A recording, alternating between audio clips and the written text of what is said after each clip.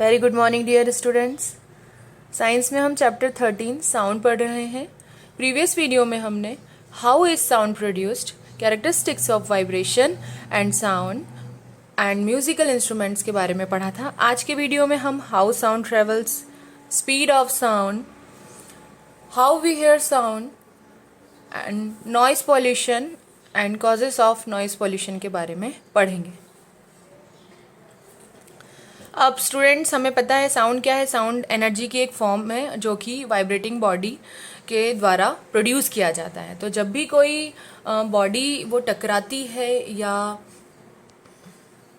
कंपन करती है, वाइब्रेट करती है, तो साउंड प्रोड्यूस होता है। साउंड एक एनर्जी है, ये एनर्जी की एक फॉर्म होती है। जिस तरह से हीट, लाइट और इलेक्ट्रिसिटी एनर्जी की फॉर्म है, उसी तरह से साउंड भी क्या है, एनर्जी की एक फॉर्म है जो कि वाइब्रेटिंग बॉडी से प्रोड्यूस होती है।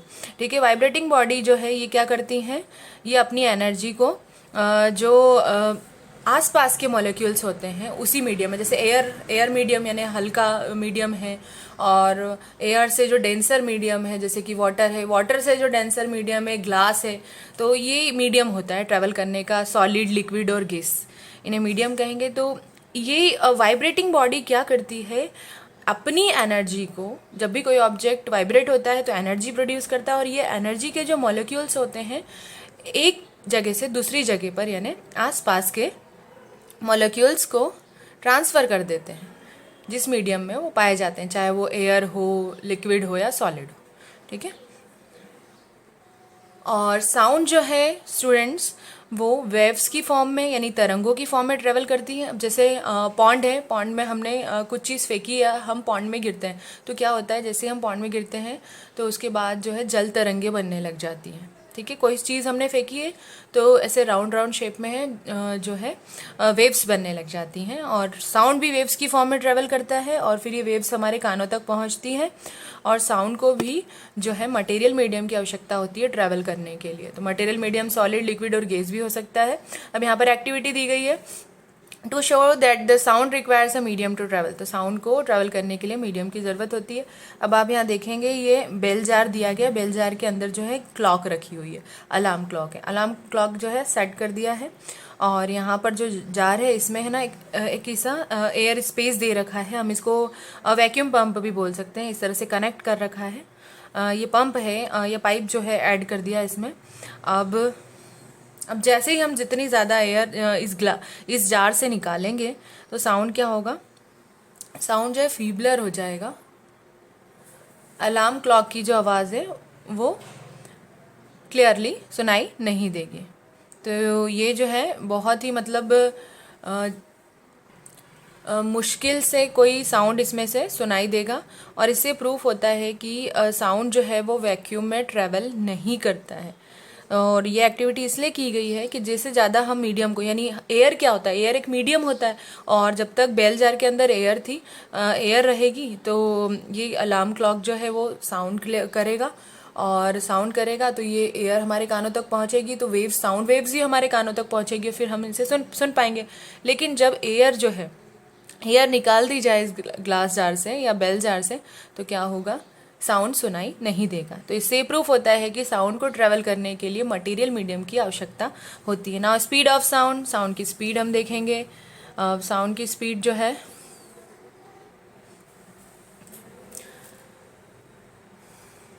तो साउंड की जो स्पीड होती है स्टूडेंट्स वो लाइट से कम होती है। तो साउंड जो है लाइट से बहुत ही धीमी गति से चलती है, और लाइट की स्पीड क्या होती है, 3 × 10⁸ मीटर पर सेकेंड। अब साउंड की जो स्पीड होती है एयर में 0 डिग्री सेल्सियस होती है, और जो कि 330 मीटर पर सेकेंड होती है। तो आप देखेंगे कितना कम होता है ये। और साउंड की जो स्पीड होती है वो लिक्विड में ज़्यादा होती है और सॉलिड में सबसे ज़्यादा। ठीक है, तो जितना ज़्यादा मीडियम भारी होगा, जैसे सॉलिड क्या होता है, ये भारी मीडियम है, और इसमें अगर साउंड की जो स्पीड होती है बहुत तेज़ होती है। ठीक है, अब हम एक लकड़ी के बॉक्स को ग्राउंड सरफेस पर गिराएंगे, और उसी के साथ सिमिलर सेम टाइम पे हम जो है एक लोहे के बर्तन को गिराएंगे या फिर लोहे से बने किसी आर्टिकल को गिराएंगे, तो कौन ज़्यादा साउंड प्रोड्यूस करेगा, ऑब्वियसली जो आयरन का आर्टिकल्स है। तो जो ज़्यादा सॉलिड होगा या लिक्विड से ज़्यादा सॉलिड चीज़ें जो हैं उनमें साउंड ज़्यादा ट्रेवल करेगा। तो इसका ये मतलब है the speed of sound is greater in liquid and greatest in solid. तो साउंड की जो स्पीड होती है वो एयर से ज़्यादा लिक्विड में और लिक्विड से ज़्यादा सॉलिड में होती है।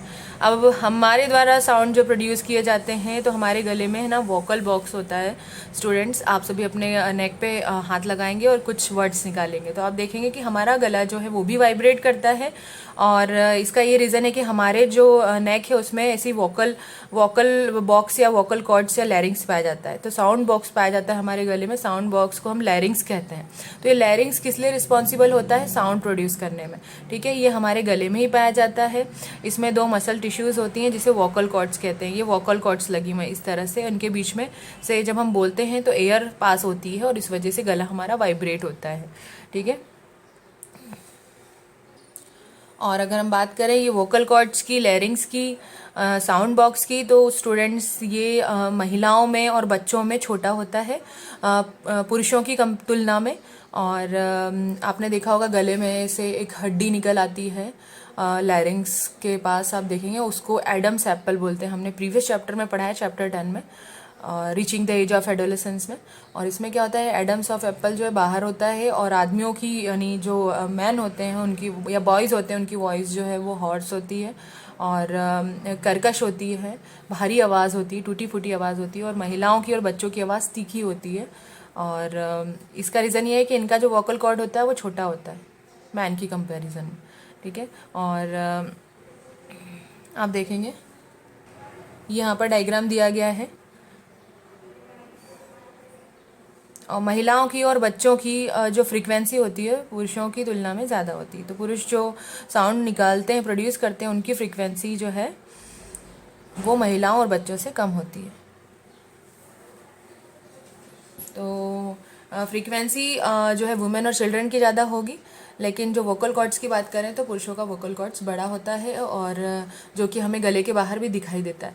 और कुछ उसे एडम्स एप्पल कहते हैं। कुछ समय बाद यानी जैसे एडोलेसेंस की आपकी स्टेज क्रॉस होती है तो वो ऑटोमेटिकली नॉर्मल हो जाता है। ठीक है, और आवाज़ जो है आपकी एक्चुअल वॉइस जो है आपको मिल जाती है। Now how we hear sound, हम साउंड कैसे सुन पाते हैं? अब जैसा कि मैंने आपको बोला है कि साउंड जो है उसे ट्रैवल करने के लिए मटेरियल मीडियम की आवश्यकता होती है। साउंड जो है वेव्स की फॉर्म में ट्रैवल करती है। जब ये कोई भी वाइब्रेटिंग बॉडी अपने क्या करती है, इसमें अपने मॉलिक्यूल्स को पड़ोसी मॉलिक्यूल्स को ट्रांसफ़र कर देती है और इस तरह से ये एयर में ट्रैवल करते हैं, वाटर में, सॉलिड, लिक्विड, गैस में ट्रैवल करते हैं और हमारे कानों तक पहुंचते हैं और हम सुन पाते हैं। अब हमारे कानों के क्या पार्ट्स होते हैं? तो हमारे कान के जो पार्ट्स है उसे 3 पार्ट में बांटा गया, आउटर ईयर, मिडिल ईयर और इनर ईयर। तो आउटर ईयर आप जानते हैं, इसे पिन्ना कहते हैं और आप देख सकते हैं हमारे बाहर की जो स्ट्रक्चर होती है इस तरह से निकली होती है। ईयर लोब्स आप देख रहे हैं, ईयर लोब्स के ऊपर वाला जो पार्ट होता है इसे पिन्ना कहते हैं। यहाँ से साउंड वेव ट्रेवल्स करती हैं, यहाँ ईयर कैनाल बने होते हैं। स्टूडेंट्स, यहाँ पे ईयर ड्रम होता है, जैसे साउंड इसे टकराती है तो ये क्या होता है, वाइब्रेट होता है। इसके बाद जो है मिडिल ईयर आता है और यहाँ हमारे छोटी छोटी कान की जो बोन्स पाई जाती हैं, यहाँ पे 3 हड्डियाँ, 3 बोन्स पाई जाती हैं। और ये हमारे कान में जो है हमारी बॉडी की सबसे छोटी बोन पाई जाती है जिसे स्टिरप कहते हैं, स्टेपिस भी बोलते हैं इसे, स्टेपिस स्टिरप भी बोलते हैं। इसमें 3 हड्डियां पाई जाती हैं जो है पहला है रेडियस अल्ना और इनकस और स्टेपिस। ठीक है, तो स्टेपिस या स्टिरप जो हमारी कान की सबसे छोटी हड्डी होती है।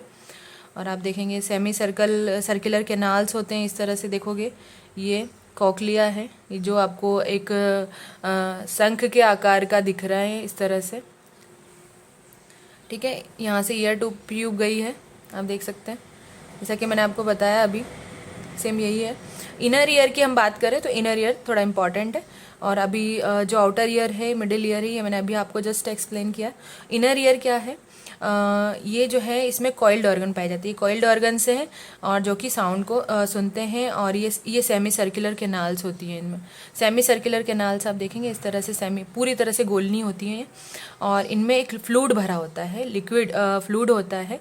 और इनमें से क्या निकलती हैं, ऑडिटरी नर्व। ऑडिटरी मतलब जो साउंड को सुनती हैं, साउंड को कैरी करती हैं, जो साउंड आती है साउंड वेव्स आती हैं, उन्हें क्या करते हैं, जब भी कोई ईयर क्या होते हैं, हमारे सेंस ऑर्गन होते हैं, और ये क्या करते हैं, साउंड को सुनने के बाद ब्रेन को मैसेज करते हैं। ऑडिटरी नर्व्स क्या होती हैं, ये भी नर्व सेल्स होती हैं। नर्व सेल्स का क्या काम होता है, मैसेज को कैरी करना, तो ब्रेन तक ले जाती हैं, ब्रेन फिर स्पाइनल कॉर्ड को मैसेज करता है, स्पाइनल कॉर्ड जो है फिर मसल्स को रिस्पॉन्स करता है, जो हमारी मसल्स होती है, पूरी बॉडी में मसल्स का नेटवर्क होता है, उसको मैसेज करती है, फिर हम रिस्पॉन्स करते हैं कि हाँ हमने ये साउंड सुना है। ठीक है, तो जैसे ही वाइब्रेशन हमारे अंदर तक के कान तक पहुंचती है तो वहाँ पर छोटे छोटे बाल पाए जाते हैं। कहाँ पाए जाते हैं, सेमी सर्कुलर कैनाल्स में। तो ये क्या करते हैं, ये ऑडिटरी नर्व्स को सिग्नल देते हैं, और ऑडिटरी नर्व्स क्या करती है, सिग्नल ब्रेन तक पहुंचाती है, और ब्रेन से फिर मैंने आपको भी प्रोसेस बताई है। और इससे क्या होता है, यही रीज़न है कि हम साउंड को सुन पाते हैं, क्योंकि हमारे जितने भी सेंस ऑर्गन्स हैं वो ब्रेन से कनेक्टेड रहते हैं। Now Audible and inaudible sound. तो स्टूडेंट्स, ऑडिबल यानी जो श्रवण, ऐसा आवाज़ जिसे हम सुन सकते हैं, और ऐसा साउंड जिसे हम नहीं सुन सकते। तो ऐसा साउंड जिसे हमारा कान सुन पाता है उसे ऑडिबल साउंड कहते हैं, और इनऑडिबल साउंड्स ऐसे साउंड्स होते हैं जो कि जिन्हें हम नहीं सुन पाते हैं, which is not audible to humans, called inaudible sound. Okay, अब इनकी फ्रीक्वेंसीज देखते हैं हम। तो ऐसे साउंड जिसकी फ्रीक्वेंसी 20 हर्ट्ज से, हम जानते हैं फ्रीक्वेंसी को हम हर्ट्ज में मेज़र करते हैं, 1 किलो हर्ट्ज में 1000 हर्ट्ज होते हैं। सिमिलरली जैसे कि 1 किलोमीटर में 1000 मीटर्स होते हैं, उसी तरह से 1 किलो हर्ट्ज में जो है कितने हर्ट्ज होते हैं, 1000 हर्ट्ज होते हैं। तो 20 हर्ट्ज से लेकर 20,000 हर्ट्ज तक का जो साउंड है हमारा कान जो है सुन सकता है। इसीलिए इसी फ्रीक्वेंसी को Audible frequency range of sound कहते हैं हमारे लिए। और ऐसा साउंड जिसे हमारा कान नहीं सुन पाता है और उसकी फ्रीक्वेंसी मोर देन 20,000 हर्ट्ज होती है, तो 20,000 हर्ट्ज से ज़्यादा फ्रीक्वेंसी के साउंड को हमारा कान नहीं सुन पाता है। और 20 हर्ट्ज से कम का साउंड जो है वो भी हमारा ईयर नहीं सुन पाता है। तो 20 हर्ट्ज से जो कम फ्रीक्वेंसी का साउंड है उसे हम क्या कहते हैं, इंफ्रासोनिक साउंड कहते हैं। और 20,000 हर्ट्ज से ज़्यादा फ्रीक्वेंसी होती है साउंड की तो उसे हम अल्ट्रासोनिक साउंड कहते हैं। ठीक है, तो हमारा जो कान है इन चीज़ों को नहीं सुन पाता। अब जो बेट वगैरह है, चमगादड़ वगैरह हैं, वो भी अल्ट्रासोनिक होते हैं, वो 20,000 हर्ट्ज से ज़्यादा साउंड भी सुन पाते हैं। ठीक है, और डॉग जो होता है वो भी एक प्रकार से क्या होता है, 40 हर्ट्ज तक की, जो 40,000 हर्ट्ज जो है, जो 40 हर्ट्ज है वहाँ तक का साउंड वो भी सुन पाता है। तो इसलिए कहते हैं रात में कुत्ते जो होते हैं वो चौकन्ने हो जाते हैं। और बहुत सारे ऐसे जीव हैं जो 20 हर्ट्ज से भी लेस साउंड सुन पाते हैं। यहाँ पे दिया गया है कि डॉग्स जो है वो कहाँ तक की फ्रीक्वेंसी सुन पाता है, 40,000 हर्ट्ज तक की। और ये क्या होता है, ये 40,000 हर्ट्ज तक की। और चमगादड़ जो होते हैं ये 70,000 हर्ट्ज तक की फ्रीक्वेंसी को सुन पाते हैं। तो ये क्या है, अल्ट्रासोनिक है। ओके, अब नॉइज़ पॉल्यूशन क्या होता है, तो हम जानते हैं अनप्लीजेंट साउंड्स को हम नॉइज़ कहते हैं। साउंड जो है हमने ये 2 टाइप्स के होते हैं, प्लीजेंट और अनप्लीजेंट। और जब साउंड जो है बहुत ही जो है शोर शराबे वाला होता है, या फिर जो बहुत ज़्यादा ही नॉइज़ क्रिएट होता है, और ये बिल्कुल भी हमारे कानों को अच्छा नहीं लगता है और ये मनमोहक नहीं होता है, ये नॉइज़ कहलाता है। ठीक है, तो the unpleasant sounds are called noise. Unfortunately अगर हम बात करें तो हमारा जो ये मॉडर्न वर्ल्ड है, या हम बात करें पूरी दुनिया है जिसमें हम रहते हैं, ये खुद एक नॉइज़ी प्लेस बन चुकी है। और आप देखेंगे बहुत सारे व्हीकल्स हैं जो कि साउंड प्रोड्यूस करते हैं, इंडस्ट्रियल एरियाज़ हैं जो कि मशीन्स वगैरह का जहाँ यूज़ होता है, लाउड स्पीकर वगैरह हैं, ये सब क्या कर रहे हैं, कहीं ना कहीं नॉइज़ क्रिएट करते हैं। और एक समय पे ऐसी कंडीशन आती है कि हमारे एटमॉस्फेयर में नॉइज़ का लेवल बढ़ जाता है, और ज़्यादा जब नॉइज़ इंक्रीज़ होता है तो क्या होता है, उस कंडीशन को नॉइज़ पॉल्यूशन कहते हैं। और नॉइज़ पॉल्यूशन की कंडीशन में क्या होता है, अगर नॉइज़ पॉल्यूशन बढ़ जाए तो एक स्थिति ऐसी आती है कि हमारी जो सुनने की क्षमता होती है वो नष्ट हो जाती है। लाउडनेस ऑफ साउंड को हम डेसिबल में रिप्रेजेंट करते हैं, मेजर्ड करते हैं। तो साउंड की जो लाउडनेस होती है, तीव्रता होती है, जो उसे हम किसी में मेज़र करते हैं, डेसिबल में। डेसिबल का जो इसका सिंबॉलिक फॉर्म है small D and capital B.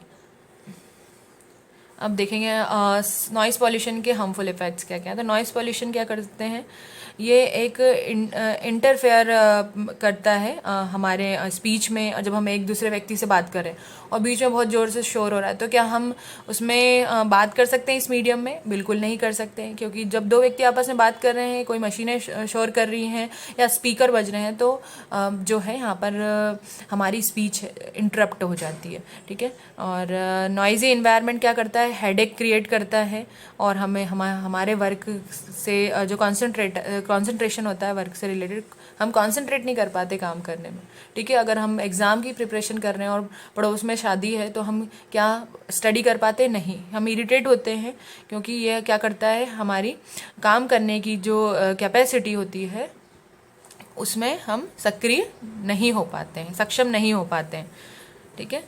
और जैसे ही अगर नॉइज़ का लेवल बढ़ा दिया जाए तो क्या होता है, परमानेंट डिफनेस, यानी पूरी तरह से हम बहरे भी हो जाते हैं, क्योंकि जो ईयर ड्रम है वो ख़राब भी हो जाते हैं। यही रीज़न है, ईयर ड्रम अगर ख़राब हो गया तो साउंड प्रोड्यूस नहीं होगा और हम बहरे हो जाएंगे। तो बाहर से आने वाली साउंड वेव जो यहाँ पे वाइब्रेट नहीं करेंगी और हम इनर ईयर जो है इसे सुन नहीं पाएगा, ठीक है।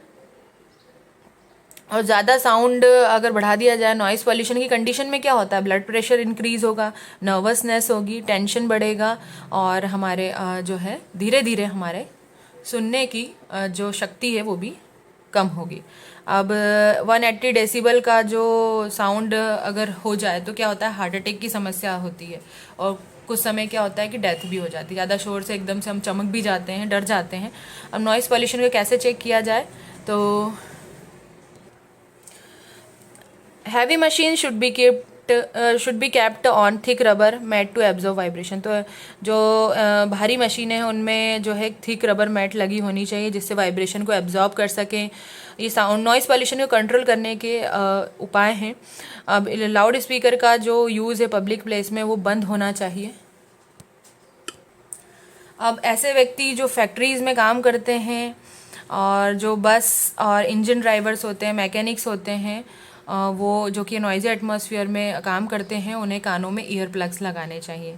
व्हीकल्स जो हैं उनमें बहुत ही इफ़ेक्टिव साइलेंसर फिट होना चाहिए, जिससे कि वो ज़्यादा साउंड प्रोड्यूस ना करें। और साउंड एब्जॉर्बिंग मटेरियल्स का यूज़ करना चाहिए, कर्टेंस, कुशन्स एंड रग्स घर में। और ज़्यादा से ज़्यादा पेड़ पौधों को लगाना चाहिए सड़कों के आसपास। और ये पेड़ पौधे क्या करते हैं, नॉइज़ को भी रिड्यूस करते हैं, ठीक है। तो पेड़ पौधे जो हैं वो भी नॉइज़ पॉल्यूशन को रिड्यूस करने में हमारी हेल्प करते हैं, ये वाइब्रेशन को जो है रोकते हैं। नाउ स्टूडेंट्स, चैप्टर की हम एक्सरसाइज पढ़ेंगे। Sound waves can not travel in. Sound waves की कौन से मीडियम में ट्रेवल नहीं करती हैं, एयर में, मेटल्स में या लिक्विड्स में? तो स्टूडेंट्स, वैक्यूम में साउंड वेव्स ट्रेवल नहीं करती हैं। Sounds having frequency less than 20 hertz are called. तो साउंड्स, ऐसा साउंड जिसकी फ्रीक्वेंसी 20 हर्ट्ज से कम होती है उसे हम इंफ्रासोनिक साउंड कहते हैं। The amplitude of sound waves decide it's loudness. तो साउंड का जो एम्पलीट्यूड होता है, साउंड वेव का जो एम्पलीट्यूड है वो उसकी लाउडनेस को डिसाइड करता है।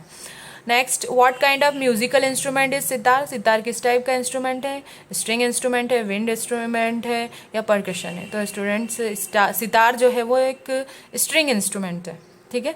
Next, loudness of sound does not depend on. तो साउंड की जो लाउडनेस है वो किस पर डिपेंड नहीं करती है?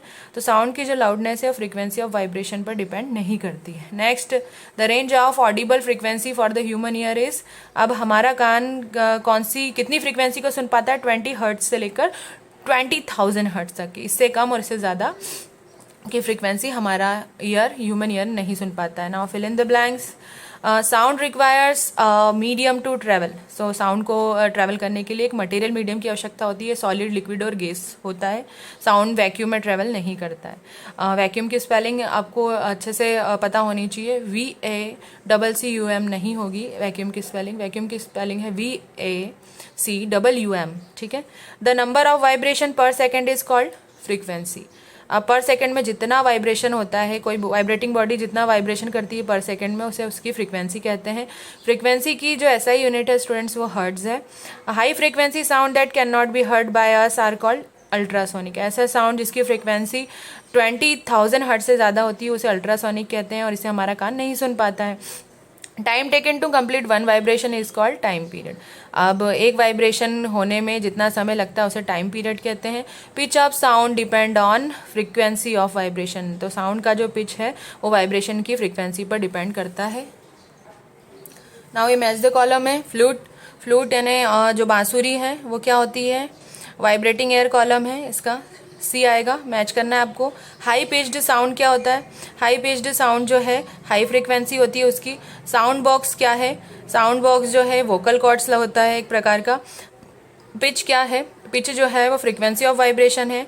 साउंड प्रोपेगेशन क्या है, ये मटेरियल मीडियम होता है।